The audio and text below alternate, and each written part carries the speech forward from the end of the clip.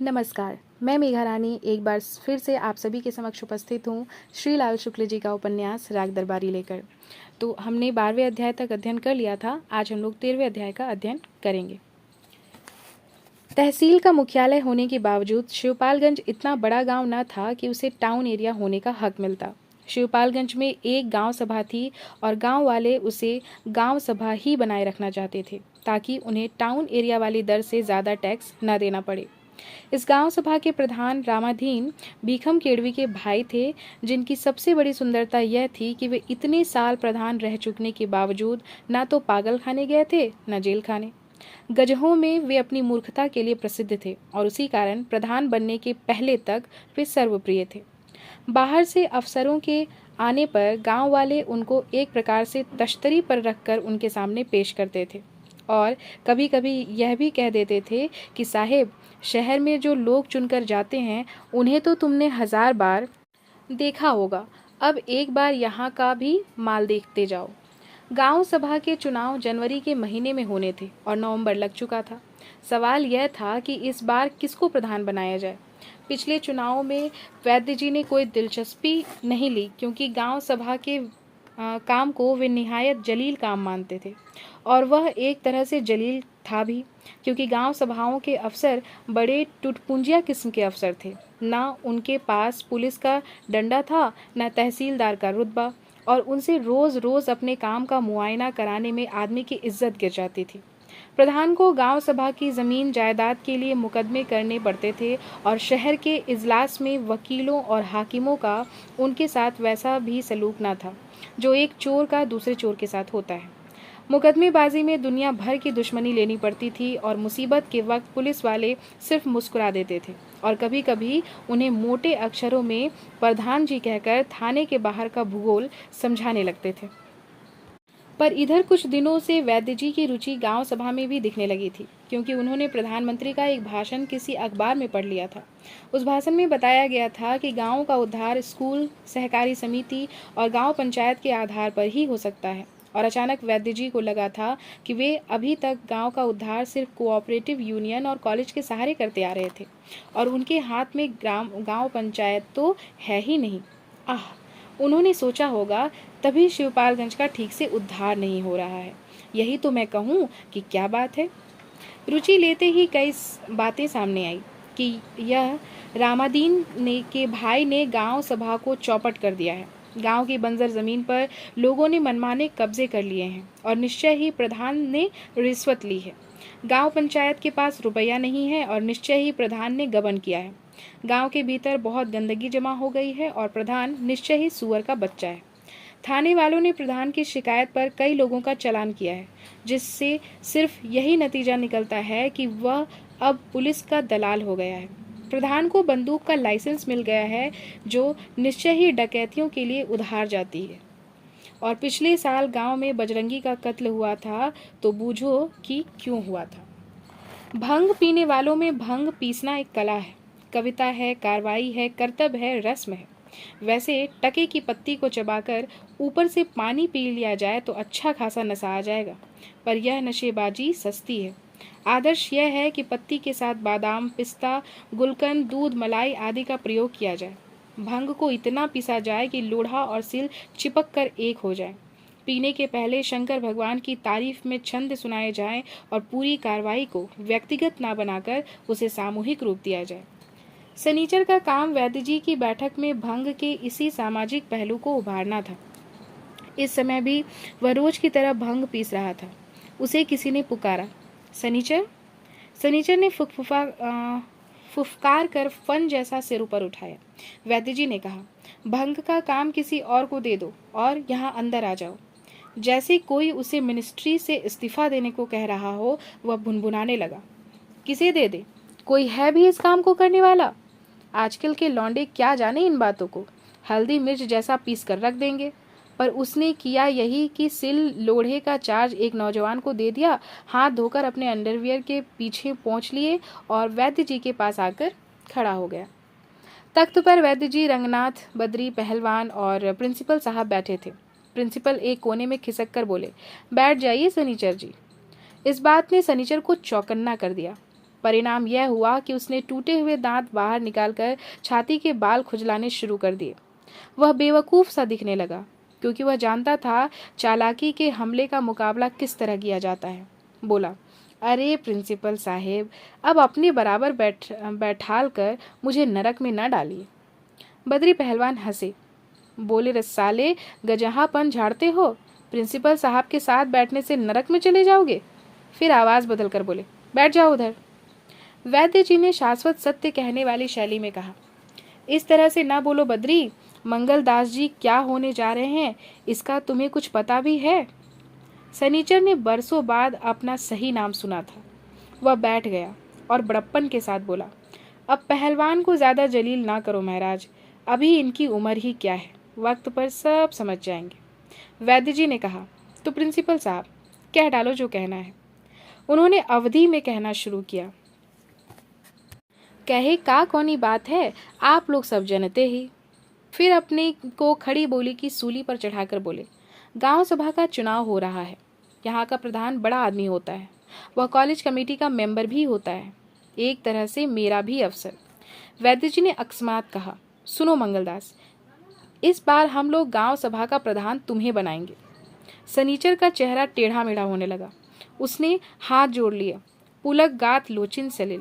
किसी गुप्त रोग से पीड़ित उपेक्षित कार्यकर्ता के पास किसी मेडिकल एसोसिएशन का चेयरमैन बनने का परवाना आ जाए तो उसकी क्या हालत होगी।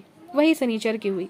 फिर अपने को काबू में करके उसने कहा, अरे नहीं महाराज, मुझ जैसे नालायक को आपने इस लायक समझा, इतना बहुत है, पर मैं इस इज्जत के काबिल नहीं हूँ। सनीचर को अचंभा हुआ कि अचानक वह कितनी बढ़िया उर्दू छाट गया है, पर बद्री पहलवान ने कहा, अबे अभी से मत बहक, ऐसी बातें तो लोग प्रधान बनने के बाद कहते हैं, इन्हें तब तक के लिए बांधे रख। इतनी देर बाद रंगनाथ बातचीत में बैठा। सनीचर का कंधा थपथपाकर उसने कहा, लायक नालायक की बात नहीं है सनीचर, हम मानते हैं कि तुम नालायक हो, पर उससे क्या, प्रधान तुम खुद थोड़े ही बन रहे हो, वह तो तुम्हें जनता बना रही है, जनता जो चाहेगी करेगी, तुम कौन हो बोलने वाले। पहलवान ने कहा, लौंडे तुम्हें दिन रात बेवकूफ़ बनाते रहते हैं, तब तुम क्या करते हो, यही ना कि चुपचाप बेवकूफ़ बन जाते हो। प्रिंसिपल साहब ने पढ़े लिखे आदमी की तरह समझाते हुए कहा, हाँ भाई, प्रजातंत्र है, इसमें तो सब जगह इसी तरह होता है। सनीचर को जोश दिलाते हुए वे बोले, शाबाश सनीचर, हो जाओ तैयार। यह कहकर उन्होंने चढ़ जा बेटा सूली पर वाले अंदाज से सनीचर की ओर देखा। उसका सिर हिलना बंद हो गया था। प्रिंसिपल ने आखिरी धक्का दिया, प्रधान कोई गबड़ू घुसड़ू भी हो सकता है, भारी ओहदा है, पूरे गांव की जायदाद का मालिक, चाहे तो एक दिन में लाखों का वारा न्यारा कर दे, मुकामी हाकिम है, चाहे तो सारे गांव को 107 में चालान करके बंद कर दे। बड़े बड़े अफसर आकर उसके दरवाजे बैठते हैं, जिसकी चुगली खा दे उसका बैठना मुश्किल। कागज पर जरा सी मोहर मार दी और जब चाहा मनमाना तेल शक्कर निकाल लिया। गांव में उसके हुक्म के बिना कोई अपने घूरे पर कूड़ा तक नहीं डाल सकता। सब उसे सलाह लेकर चलते हैं, सबकी कुंजी उसके पास है, हर लावारिस का वही वारिस है। क्या समझे? रंगनाथ को ये बातें आदर्शवाद से कुछ गिरी हुई जान पड़ रही थी। उसने कहा, तुम तो मास्टर साहब प्रधान को पूरा डाकू बनाए दे रहे हो। हैं कहकर प्रिंसिपल ने ऐसा प्रकट किया जैसे वे जानबूझकर ऐसी मूर्खतापूर्ण बातें कर रहे हैं। यह उनका ढंग था, जिसके द्वारा बेवकूफ़ी करते करते वे अपने श्रोताओं को यह भी जता देते हैं कि मैं अपनी बेवकूफ़ी से परिचित हूँ और इसलिए बेवकूफ़ नहीं। हैं रंगनाथ बाबू, आपने भी क्या सोच लिया, मैं तो मौजूदा प्रधान की बातें बता रहा था। रंगनाथ ने प्रिंसिपल को गौर से देखा। यह आदमी अपनी बेवकूफ़ी को भी अपने दुश्मन के ऊपर ठोंक कर उसे बदनाम कर रहा है। समझदारी के हथियार से तो अपने विरोधियों को सभी मारते हैं, पर यहाँ बेवकूफ़ी के हथियार से विरोधी को उखाड़ा जा रहा है। थोड़ी देर के लिए खन्ना मास्टर और उनके साथियों के बारे में वह निराश हो गया। उसने समझ लिया कि प्रिंसिपल का मुकाबला करने के लिए कुछ और मंझे हुए खिलाड़ी की ज़रूरत है। सनीचर कह रहा था, पर बद्री भैया, इतने बड़े बड़े हाकिम प्रधान के दरवाजे पर आते हैं, अपना तो कोई दरवाजा ही नहीं है, देख तो रहे हो वह टूटा छप्पर। बद्री पहलवान हमेशा से सनीचर से अधिक बातें करने में अपनी तौहीन समझते थे। उन्हें संदेह हुआ कि आज मौका पाकर यह मुंह लगा जा रहा है, इसलिए वे उठकर खड़े हो गए। कमर से गिरती हुई लुंगी को चारों ओर से लपेटते हुए बोले, घबराओ नहीं, एक दिया सलाई तुम्हारे टूटे हुए छप्पर में भी लगा देता हूँ, यह चिंता अभी दूर हो जाती है। कहकर वे घर के अंदर चले गए। यह मजाक था, ऐसा समझकर पहले प्रिंसिपल साहब हंसे, फिर सनीचर भी हंसा। रंगनाथ की समझ में आते आते बात दूसरी ओर चली गई थी। वैद्य जी ने कहा, क्यों, मेरा स्थान तो है ही, आनंद से यहाँ बैठे रहना, सभी अधिकारियों का यहीं से स्वागत करना, कुछ दिन बाद पक्का पंचायत घर बन जाएगा तो उसी में जाकर रहना, वहीं से गांव सभा की सेवा करना। सनीचर ने फिर विनम्रता पूर्वक हाथ जोड़े, सिर्फ यही कहा, मुझे क्या करना है, सारी दुनिया यही कहेगी कि आप लोगों के होते हुए शिवपालगंज में एक निठल्ले को। प्रिंसिपल ने अपनी चिर परिचित हे को और अवधि का प्रयोग करते हुए कहा, फिर बहकने लगे आप सनीचर जी। हमारे इधर राजापुर की गांव सभा में वहां के बाबू साहब ने अपने हलवाही को प्रधान बनाया है। कोई बड़ा आदमी इस धका पेल में खुद कहाँ पड़ता है। प्रिंसिपल साहब बिना किसी कुंठा के कहते रहे और मैनेजर साहब उसी हलवाहे ने सभापति बनकर रंग बांध दिया। किस्सा मशहूर है और कि एक बार तहसील में जलसा हुआ। डिप्टी साहब आए थे, सभी प्रधान बैठे थे, उन्हें फर्श पर दरी बिछाकर बैठाया गया था। डिप्टी साहब कुर्सी पर बैठे थे। तभी हलवाहे राम ने कहा कि यह कहाँ का न्याय है कि हमें बुलाकर फर्श पर बैठाया जाए और डिप्टी साहब कुर्सी पर बैठे। डिप्टी साहब भी नए लौंडे हैं, ऐंठ गए। फिर तो दोनों तरफ इज्जत का मामला पड़ गया। प्रधान लोग हलवाहे राम के साथ हो गए, इनकलाब जिंदाबाद के नारे लगने लगे। डिप्टी साहब वहीं कुर्सी दबाए शांति शांति चिल्लाते रहे, पर कहाँ की शांति और कहाँ की शकुंतला। प्रधानों ने सभा में बैठने से इनकार कर दिया और राजापुर का हलवाहा तहसीली क्षेत्र का नेता बन बैठा। दूसरे ही दिन 3 पार्टियों ने अर्जी भेजी कि हमारे मेंबर बन जाओ, पर बाबू साहब ने मना कर दिया कि खबरदार, अभी कुछ नहीं, हम जब जिस पार्टी को बताएं उसी के मेंबर बन जाना। सनीचर के कानों में इनकलाब जिंदाबाद के नारे लग रहे थे। उसकी कल्पना में एक नंग धड़ंग अंडरवियरधारी आदमी के पीछे 100-200 आदमी बाँह उठा कर चीख रहे थे। वैद्य जी बोले, यह अशिष्टता थी, मैं प्रधान होता तो उठकर चला जाता, फिर 2 मास बाद अपनी गांव सभा में उत्सव करता, डिप्टी साहब को भी आमंत्रित करता, उन्हें फर्श पर बैठाल देता, उसके बाद स्वयं कुर्सी पर बैठकर व्याख्यान देते हुए कहता कि बंधुओं, मुझे कुर्सी पर बैठने में स्वाभाविक कष्ट है, पर अतिथि सत्कार का यह नियम डिप्टी साहब ने अमुक तिथि को हमें तहसील में बुलाकर सिखाया था, अतः उनकी शिक्षा के आधार पर मुझे इस असुविधा को स्वीकार करना पड़ा है। कहकर वैद्य जी आत्मतोष के साथ ठठा कर हंसे। रंगनाथ का समर्थन पाने के लिए बोले, क्यों बेटा, यही उचित होता ना। रंगनाथ ने कहा, ठीक है, मुझे भी यह तरकीब लोमड़ी और सारस की कथा में समझाई गई थी। वैद्य जी ने सनीचर से कहा, तो ठीक है, जाओ देखो कहीं सचमुच ही तो उस मूर्ख ने भंग को हल्दी जैसा नहीं पीस दिया है। जाओ, तुम्हारा हाथ लगे बिना रंग नहीं आता। बद्री पहलवान मुस्कुराकर दरवाजे पर से बोला, जाओ साले, फिर वही भंग घोटो। कुछ देर सन्नाटा रहा। प्रिंसिपल ने धीरे से कहा, आज्ञा हो तो एक बात खन्ना मास्टर के बारे में कहूँ। वैद्य जी ने भौहें मत्थे पर चढ़ा ली। आज्ञा मिल गई। प्रिंसिपल ने कहा, एक घटना घटी है। परसों शाम के वक्त गयादीन के आंगन में एक ढेला जैसा गिरा। गयादीन उस समय दिशा मैदान के लिए बाहर गया हुआ था।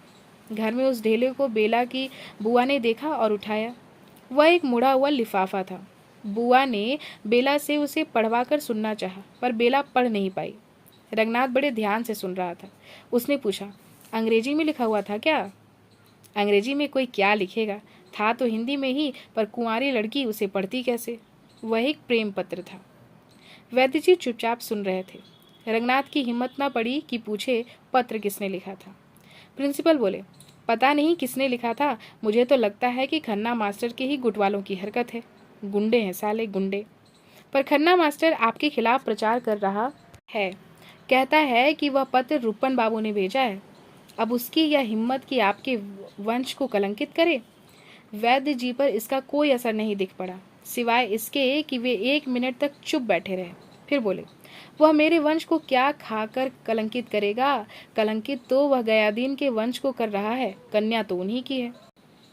प्रिंसिपल साहब थोड़ी देर वैद्य जी का मुंह देखते रहे, पर उनका चेहरा बिल्कुल रिटायर हो चुका था। घबराहट में प्रिंसिपल साहब लुढ़क कर अवधि के फर्श पर आ गिरे। दूसरी ओर देखते हुए बोले, लाओ भैया सनीचर, जल्दी से ठंडाई फंडाई ले आओ, कॉलेज में लेबर छूटे का समय हो ही रहा है। इसी के साथ ये अध्याय यहीं पर समाप्त होता है। मैं फिर मिलूंगी अगले वीडियो में, तब तक के लिए धन्यवाद।